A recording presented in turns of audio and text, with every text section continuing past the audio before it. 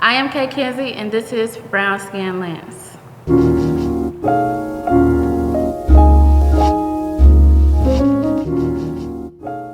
America, this is how you made me. 1989, baby, they told me the late 80s were crazy. Maybe it was the pregnant ladies with crack in their bloodstream, or the men who lacked the ability to roam free for what they call lack of integrity. That's typically the enemy's narrative comparative to that and authority or superiority, and they control the views in the news. The programming you choose was chosen before it got to you. But the 90s was the classic. Early 2000s, we started wilding, killing innocent black men from Florida to Staten Island. Started a war off the strength of crooked politicians. Only listen when it affects their budget or reputation. Chasing a picture of perfection, people preoccupied portraying pleasant presentation. Please spare me the pleasantries. Cause I saw the poor get poorer as the banks proceeded to pour up with proceeds from our forced labor. That's when you put people in positions where you gotta pay for your life with your life.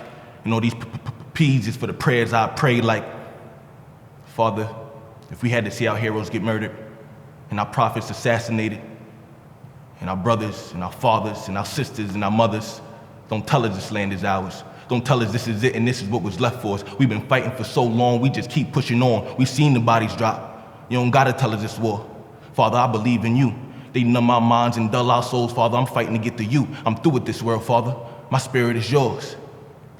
But as for the flesh, that's just how America made me. We learned the hard way democracy don't equal equality. Capitalism don't mean freedom. Facts ain't always the truth, and the proof is a poof of smoke away from illusion. Pacing, back and forth, they corrupted the law. How could I respect it? I wasn't the first to rebel. I just put a match to it. Tactics play over backwards, whether we headline and headshot. This is where it stops. All my brothers walk a little higher now. We heard the sounds of doors closing. Judgment could never budge us. We define every stride. Check out his swagger. He walked like a ball player. My brother cool, calm, collected. He watch before he speak, talk before he speak, stumble and keep it smooth like he never missed a beat. My brother knows how to move. He keep his ear to the streets. America, this is how you made me. A product of pain, pride, and passion, descendants of perdition. This is the land that's never been cleansed, and as for the men, women, and children, I just figured they saw too much. Had to do more with less. These stories ain't never been told. We don't know anything about how to confess. Like, how do you repent?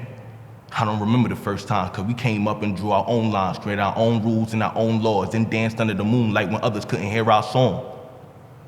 Dominant, diligent, dangerous, thoughtful, resourceful. America, you made us strong when you did us wrong.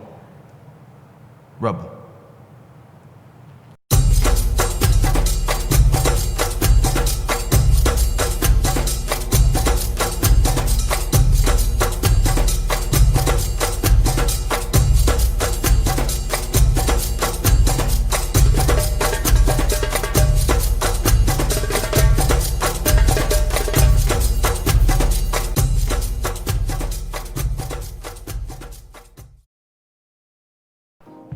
Fear, traumatized.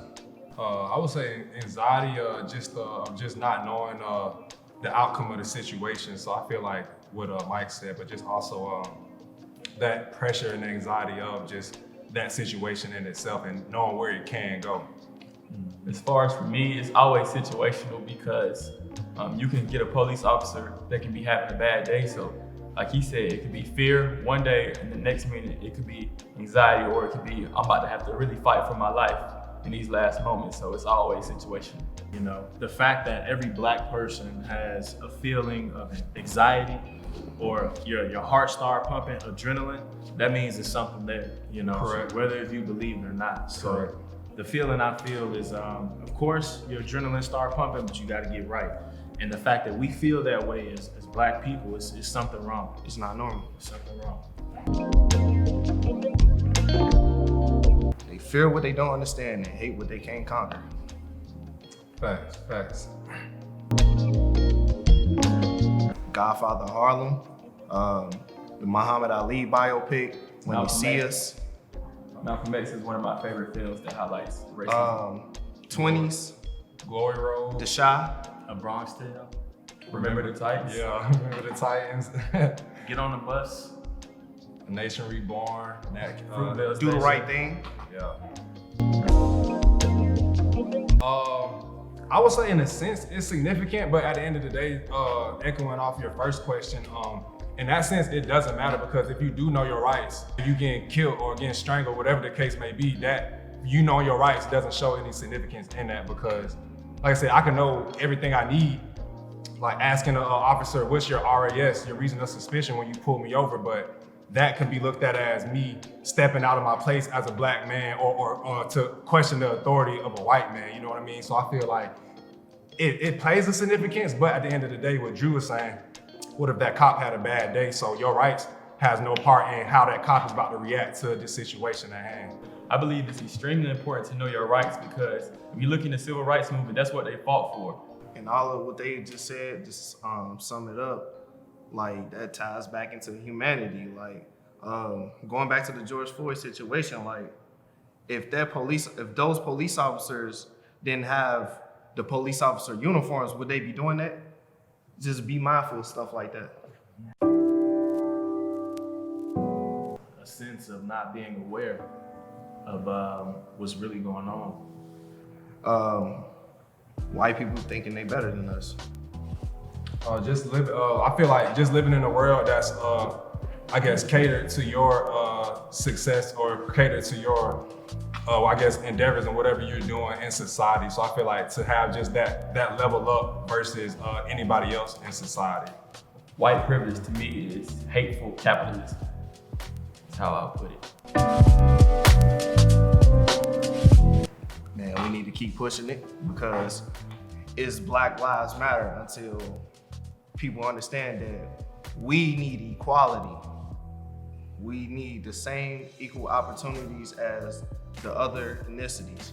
I like the movement. I'm kind of yes and no about it. And the reason why I say that is because, just for instance, I'm born and raised in Atlanta, Georgia, and the South Side. And just for me, growing up, seeing black people kill black people, where it's, as a whole, black people are screaming Black Lives Matter, but just this last July 4th weekend, like 30-something people got shot by black people, you know what I mean? So it's just like, for the whole, you know, the movement of it is cool, but at the end of the day, we as a people, we still have to be the pioneers and the leaders of Black Lives Matter, because you can't say Black Lives Matter and protest, but then you still got beef with somebody in your hood that you're not willing to squash, or like I said, 8-year-old girl got shot. But then again, people screaming Black Lives Matter, and it's just our own people that do a lot of these things to ourselves, not even just the white people. So I feel like it can be a great movement if everybody joins in and has the same, you know what I'm saying, end goal.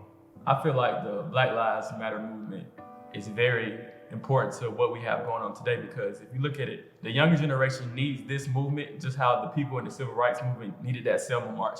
They needed those things to look back on and say, this is where we're at right now, and this is where we want to go. So we need those type of movements to keep us progressing. Definitely Ava DuVernay. Yeah. Yes. She did Selma. Yeah, she did. When they see us. The Hate You Give. Like, Yes. So yeah. my favorite Spike Lee. He's been doing this since he started. Yeah. Definitely The voice Spike Lee. was Yeah. definitely- I would say for me, John Singleton. That's just because my favorite is Higher Learning. Right.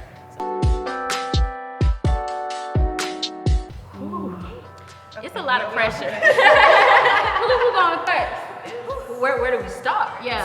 The list's so long. It's like America forget about the black woman. Like Quit. Breonna Taylor officers are still not arrested, and like life is slowly getting back to normal, which is making her case slowly go away, and we need to make sure they get arrested. And the fact that we even have to like protest or Right. celebrities have to post for us to Right, get justice, right. that's just BS to me. So I feel like there's a sense of a burden that black women bear, like kind of being the mothers of this nation, like giving birth to our kids and theirs. And it's kind of hard now, like looking at the situations that we're dealing with and feeling like we have no support and no protection. and also being taken advantage of, you know, like Definitely. our black Yeah. men Yeah. don't date us no Unfortunately, more. yeah. You know what I'm And saying? fetishized by others. Yeah. We're not exotic enough. Yeah, we're not at, okay, 50 Cent. Okay.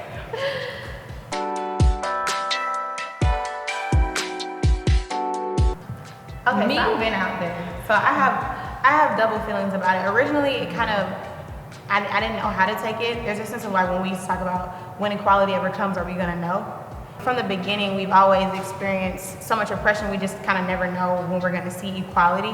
So when we look at people that are out in the streets with us now, we kind of wonder, is it genuine? I think that's the first thing. But then there's a sense of like, I'm out marching and I'm hearing other people yell Black Lives Matter, and I'm like, well, I'm not going to say it because I don't need to say it. You yell for me because I've done yelling for years, and this is your time to speak up if you really want to be an ally. But my thing is it genuine, like you said? Because no disrespect, but white people known for their violence and stuff. And then we've been in this quarantine, so it's like, are y'all just trying to get out the house, or are y'all really with the people? You know what I'm saying? I definitely feel like we got some allies out there. Is everyone an ally? No. Not but everyone. I don't think it's fair to say that everyone's not genuine, because I have friends who have legitimately gone out there with me because they felt like that was their effort. They don't know what else to do, just like we as a community sometimes don't know what to do. Right. I agree with that. I definitely feel like some are good, some are bad, but at the end of the day, we're out here doing what we need to do, so we just need to keep pushing. Yeah. So. Yeah. My friend Bree actually went to Minnesota and she went to Kentucky to protest, and she said a lot of white people was arrested. So maybe they are with us. Hopefully it's good in their heart. Right.